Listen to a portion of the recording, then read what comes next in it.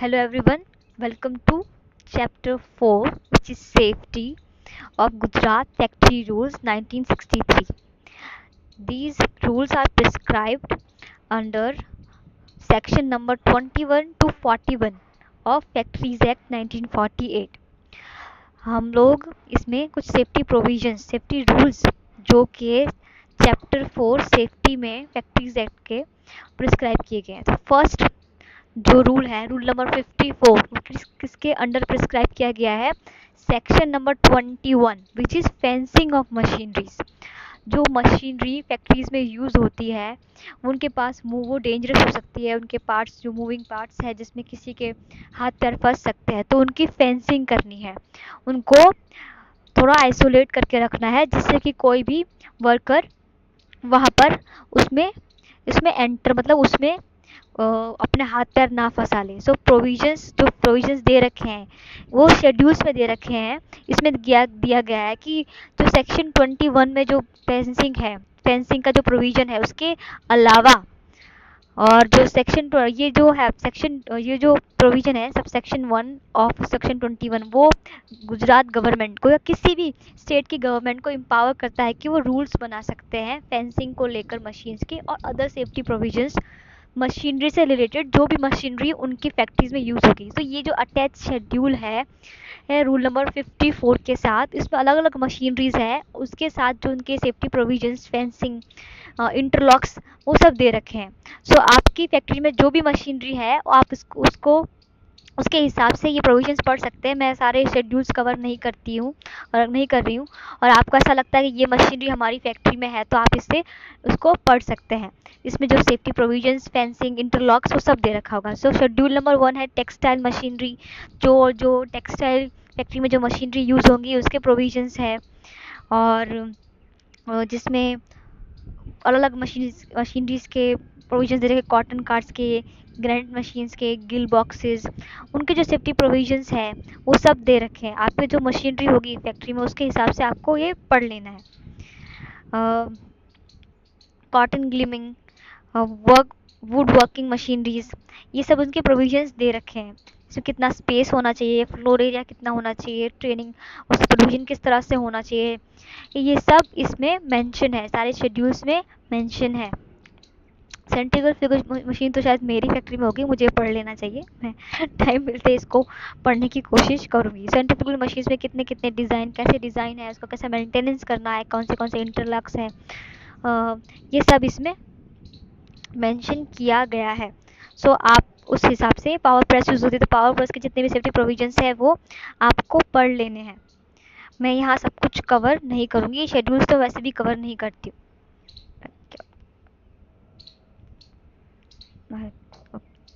So rule number moving towards rule number 54 जो कि prescribe किया गया है सेक्शन 22 के अंडर। सेक्शन 22 वो है वर्क नियर और ऑन मूविंग मशीनरी। जो मूविंग मशीनरीज पे जो काम करते हैं, जो लोग मूविंग मशीन्स पे काम करते हैं उसमें कौन कौन से प्रोविजंस लेने हैं। तो उसमें क्या है कि जो भी मूविंग मशीनरी पे काम कर रहे हैं वो ट्रेंड होने चाहिए, वो एडल्ट होने चाहिए, मतलब 18 ईयर्स के अबाव होने चाहिए, और वो लोग ट्रेंड होने चाहिए। और उनका नाम किस में होना चाहिए? फॉर्म नंबर 8 में। कौन से फॉर्म में? फॉर्म नंबर 8 में उनका नाम रजिस्टर होना चाहिए। वो लोग ही काम कर सकते हैं किस में? ये मूविंग मशीनरीज में। और उनकी क्लोथिंग किस टाइप की होनी चाहिए? क्लोथिंग कैसे होनी चाहिए?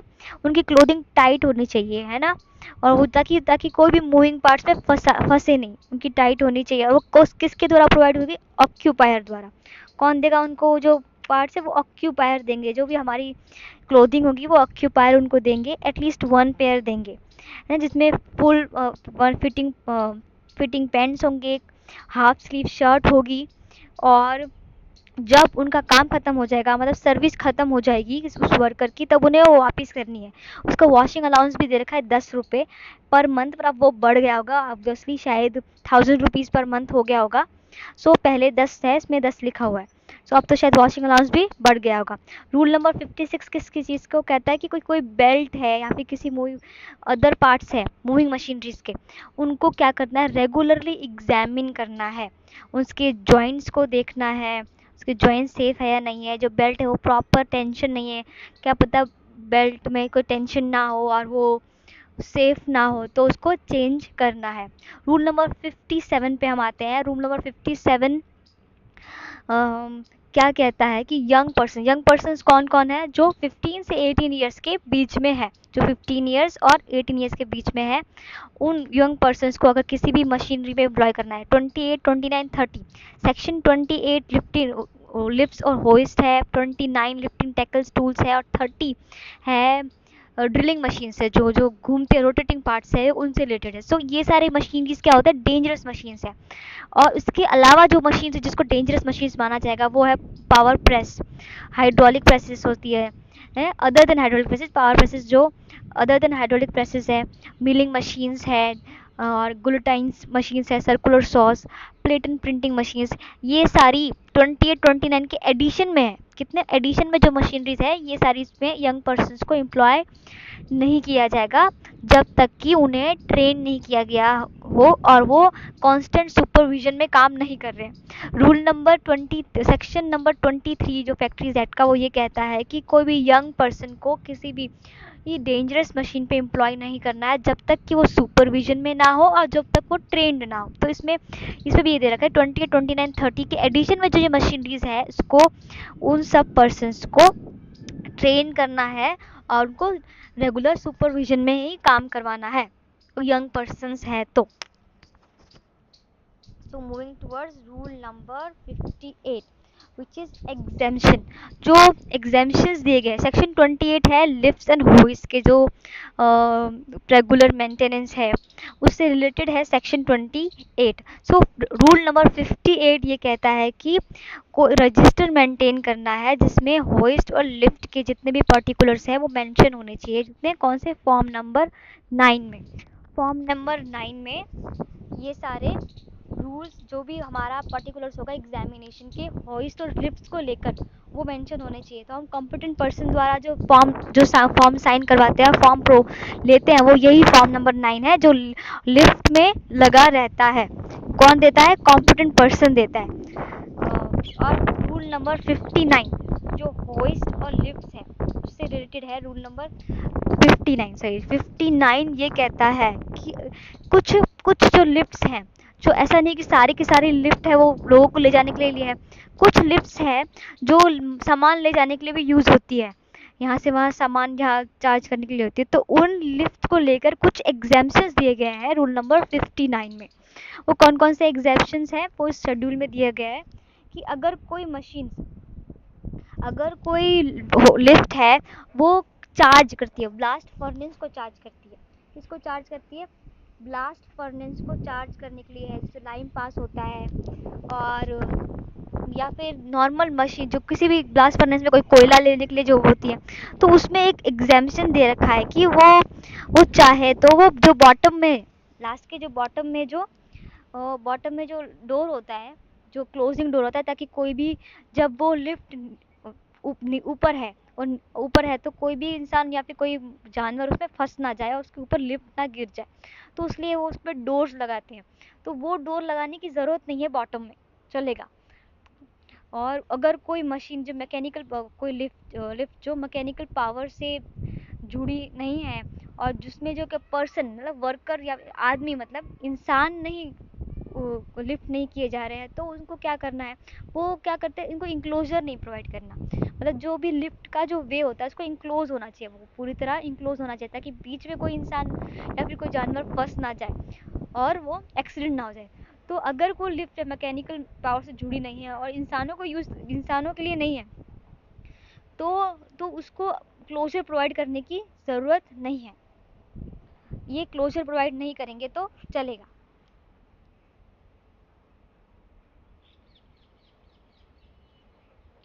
रूल नंबर 60 क्या कहता है, रूल नंबर 60 किसके अंदर प्रिस्क्राइब्ड है, section number 29 lifting tools and tackles के एग्जामिनेशन और अदर प्रोविजंस को बताता है सेक्शन 29। तो सेक्शन 29 के अंडर जो रूल बना है वो है rule number 60 of Gujarat factory rules. Number 60 क्या कहता है कि कोई भी मशीन जिसमें चेन लिफ्टिंग टैकल्स जो भी फाइबर रोप है, क्योंकि रोप तो किसकी बनी होती है, रोप बनी होती है फाइब्रस मटेरियल्स की, धागे की, मतलब वो कपड़े की। तो उसके अलावा जो लिफ्टिंग चेन्स है, रोप्स है, है ना, उसके अलावा मतलब जो रोप जो फाइबरस मटेरियल्स के अलावा जो बना है, मेटल की जो बनी है, वो सारी क्या होती है, फर्स्ट टाइम यूज़ करने से पहले, मतलब किसी भी फैक्ट्री में हम लिफ्टिंग टूल्स किसी की भी चेन को यूज़, मतलब उनकी चेन चेंज कर दी गई है, या कोई भी मेटल पार्ट है जो लिफ्टिंग के लिए यूज़ होता है वो चेंज किया गया है, तो आपको उसको क्या करना है, टेस्ट लेना है। मतलब पहली बार यूज़ हो रही है तो उसको टेस्ट कॉम्पिटेंट पर्सन द्वारा सर्टिफिकेट लेनी है। क्या, किसके द्वारा, कॉम्पिटेंट पर्सन द्वारा सर्टिफिकेट लेनी है, जिसमें और उसमें जो सब सेफ वर्किंग लोड मेंशन होता है उसको सर्टिफिकेट में, और जो भी पर्सन, जो कॉम्पिटेंट पर्सन वो प्रोवाइड कर रहा है, उसका नाम और उसका सिग्नेचर होना चाहिए, जो अगर फर्स्ट टाइम यूज़ कर रहे हैं तो इसीलिए जब हम फर्स्ट टाइम किसी भी लिफ्टिंग मशीन्स के किसी भी पार्ट्स को, हम हमारे हमारे यहाँ लिफ्टिंग क्रेन्स होती है हमारी फैक्ट्रीज में, तो उसके किसी भी पार्ट को फर्स्ट टाइम यूज़ कर रहे हैं, जैसे चेंज को, रोप्स को, तो उसके हमको सर्टिफिकेट लेना है, उनसे इंस्पेक्शन में सर्टिफिकेट मांगना है कि एक इसका सर्टिफिकेट कहाँ है, तो वो हमको देंगे कौन से फॉर्म नंबर 10 में। सो फॉर्म नंबर 10 में ये सारे के सारे प्रोविजंस जो दे रखे हैं, मतलब हमारे जो इंस्पेक्शन दे रखे हैं वो मेंशन होने चाहिए, और रजिस्टर मेंटेन करना है। फॉर्म नंबर 10 हम लोग हमारी फैक्ट्रीज़ में भी, हम गुजरात की फैक्ट्रीज़ में अगर काम कर रहे हैं तो वहाँ लिफ्टिंग रूल्स एंड टैकल्स जितने भी होते हैं, हमारी हाइड्रा क्रेन्स होती है, ओवरहेड ट्रेवलिंग क्रेन्स, ईओटी, उन सब का जो इंस्पेक्शन होता है कॉम्पिटेंट पर्सन करते हैं साल में एक बार। तो वो हम लोग जो फॉर्म होता है वो कौन सा होता है, फॉर्म नंबर 10। आपको बहुत बहुत इंपॉर्टेंट है, याद रखना है, फॉर्म नंबर 10। जो क्रेन होती है, मतलब जिब होती है क्रेन का, आपको पता है ना, जो क्रेन होती है वैसे ऐसे ऐसे ऐसे करके ऐसा पार्ट होता है, वो ऐसे यहाँ पर लिफ्टिंग टैकल्स ऐसा जो लंबा सा होता है, जिसके ऊपर हम लोग मशीन, जिसके अंदर हम कुछ कोई भी चीज़ को टांगते हैं, तो वो जो जिब, उसको जिब कहते हैं, क्रेन की जो जिब होती है वो उस तरह से होती है जिसमें सेफ उसमें सेफ वर्किंग लोड वेरी होता है, जैसे उसका एंगल चेंज होगा तो लोड जितना सेफ लोड कैरिंग कैपेसिटी है वो चेंज होती रहेगी उसके एंगल के साथ। सो वो मेंशन होना चाहिए, क्या करना है, सेफ वर्किंग कैपेसिटी जो है, सेफ वर्किंग लोड है वो एंगल्स के साथ चेंज होगा, सो वो मेंशन होना चाहिए।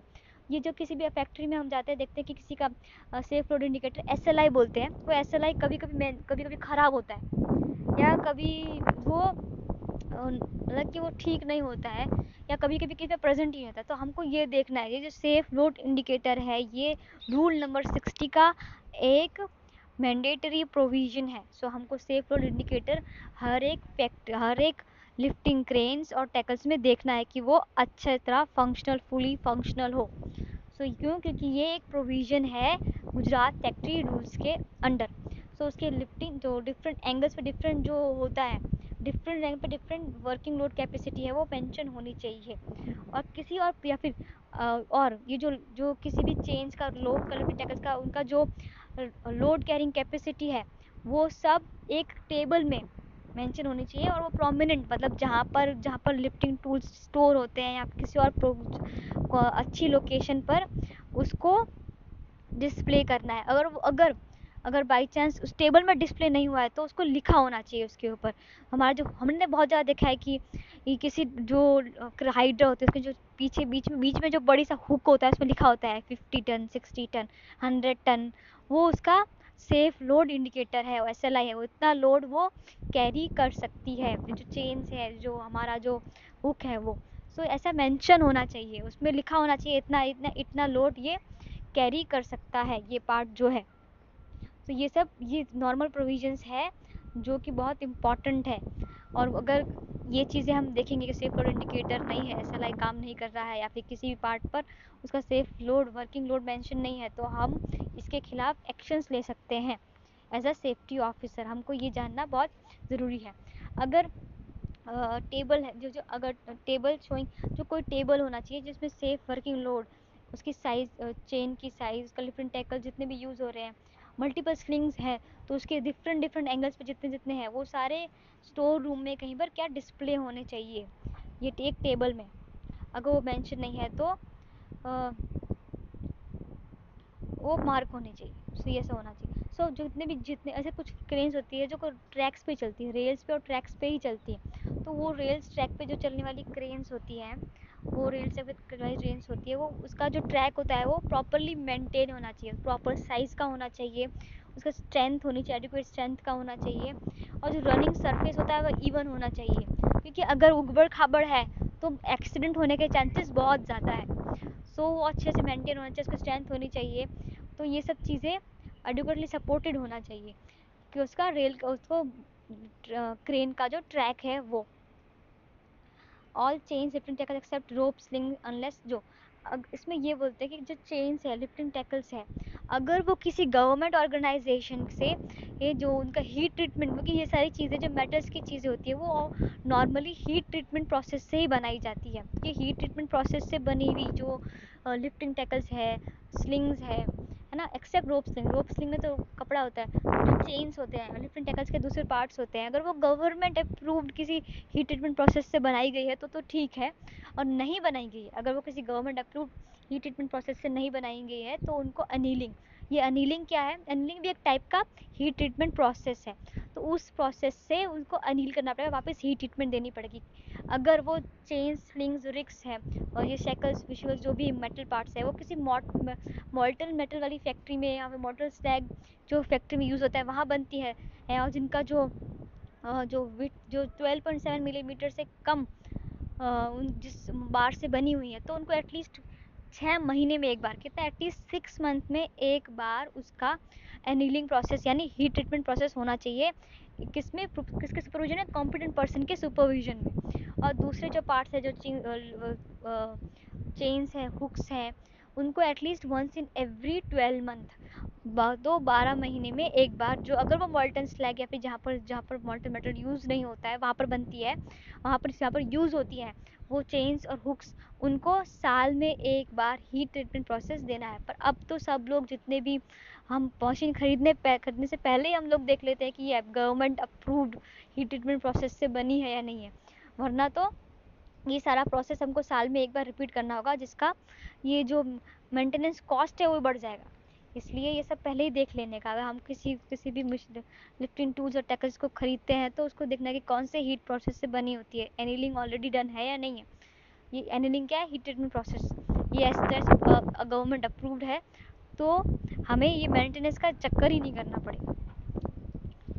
सो provided lifting tools for frequential use, जो फ्रीक्वेंटली यूज़ नहीं होते हैं उनको भी अनिलिंग प्रोसेस से हीट ट्रीटमेंट देना पड़ेगा। ये सब किस में मेंशन होगा, जो अनिलिंग का जो प्रोसेस होगा, ये जो हम लोग हीट ट्रीटमेंट देंगे वो कौन से रजिस्टर होगा, फॉर्म नंबर 10 के अंदर, उसके अंदर सब मेंशन किया जाना चाहिए कि इसको इतनी बार हीट ट्रीटमेंट और अनिलिंग की गई है। जो ये जो अनिलिंग का है प्रोसेस है, मतलब जो हीट ट्रीटमेंट देने का जो रूल है, रूल 5, वो कहाँ कहाँ अप्लाई नहीं होगा, वो जहाँ पर कास्ट आयरन से, मेलेबल कास्ट आयरन से जो चीज़ें बनी हुई है उसमें अप्लाई नहीं होगा, प्लेट लिंक चेन से नहीं होगा, रिक्स हुक सैकल जो भी है जो स्टील से बने हुए हैं और नॉन फेरस मेटल जिसमें लोहा नहीं यूज़ हुआ, तो उसको भी एनिलिंग करने की ज़रूरत नहीं है। फिर chains, working sockets, pocketed wheels, rings, hook shackles, swivel permanently attach to pit chains, ये सब weighing machines, hook swivels, parts, bearings, harden parts, socket, ये सारे जो है, ये सारी चीज़ों में हमको अनिलिंग नहीं प्रोवाइड करना है, उनका हीट ट्रीटमेंट नहीं देना है। ओके, बाकी सारी चीज़ों को एग्जेप्शन से वो आपको ठीक से पढ़ लेने हैं, तो क्योंकि मेरे पास सारी चीज़ें यूज़ नहीं होती है तो मैं इतना डिटेल में आपको अभी नहीं बता सकती, तो आपको एग्जेप्शन देख रखने हैं, उसके अलावा सब में हीट ट्रीटमेंट होना चाहिए।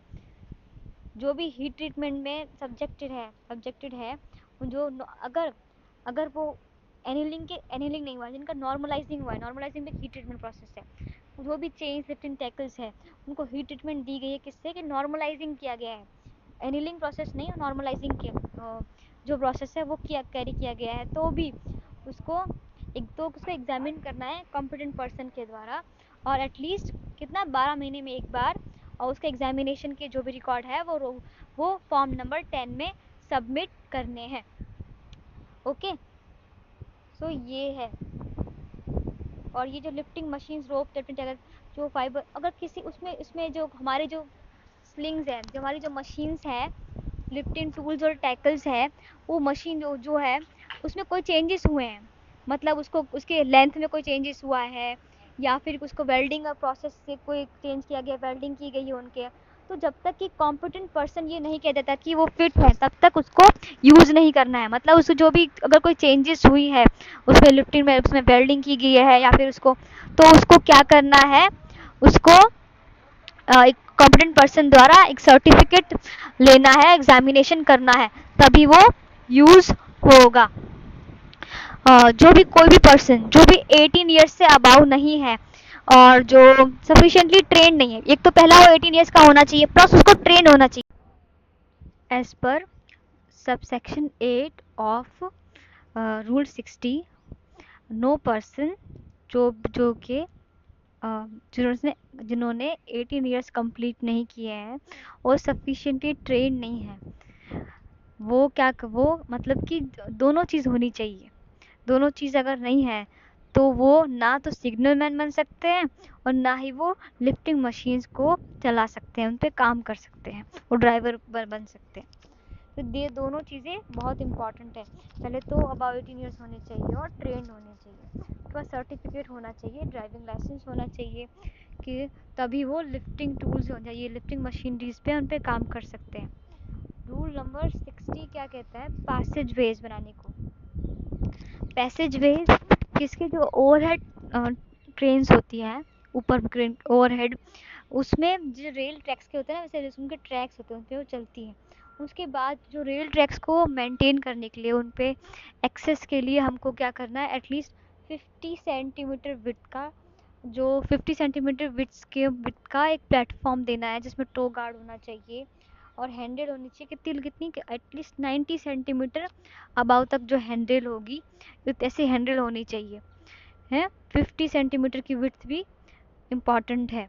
सो ये ऐसा पैसेज वे देना है, ईओटी को मेंटेन करेगी। और किसके लिए, रेल ट्रैक्स जो होगा उसके साथ में चलना चाहिए, वो उससे नीचे थोड़ा सा होना चाहिए, जो रेल ट्रैक्स जो होगा, जो ट्रैक्स है उसके थोड़ा सा नीचे भी होगा तो ज़्यादा अच्छा है। और उसमें जो लेडर होनी चाहिए, अब उस प्लेटफॉर्म बना दिया तो उसमें एक्सेस कैसे होगा, लेडर तो चाहिए होगी ना, तो वो लेडर भी हमको मेंटेन करनी है। ये सब चीज़ें किस किस चीज़ के लिए, ओवरहेड वर्किंग क्रेन्स के लिए। और ये सारे जो एग्जेप्शन है, इस जो पैसेज वेज है ईओटी के लिए, उसको एग्जेप्ट भी कर सकती है अगर गवर्नमेंट चाहे तो, कि फैक्ट्री अगर चाहे तो बोल सकते हैं कि हमारे पास तो पैसेज वेज बनाने की जगह ही नहीं है, तो वो एग्जेम्पशन भी मिल सकता है। So this is all about lifting tools and tackles. We will cover about pressure vessels in our next part. Thank you everyone. I have tried my best to keep my voice clear, and at times I must be must be shouting. I'm so sorry for that, but thank you so much and stay tuned for next part.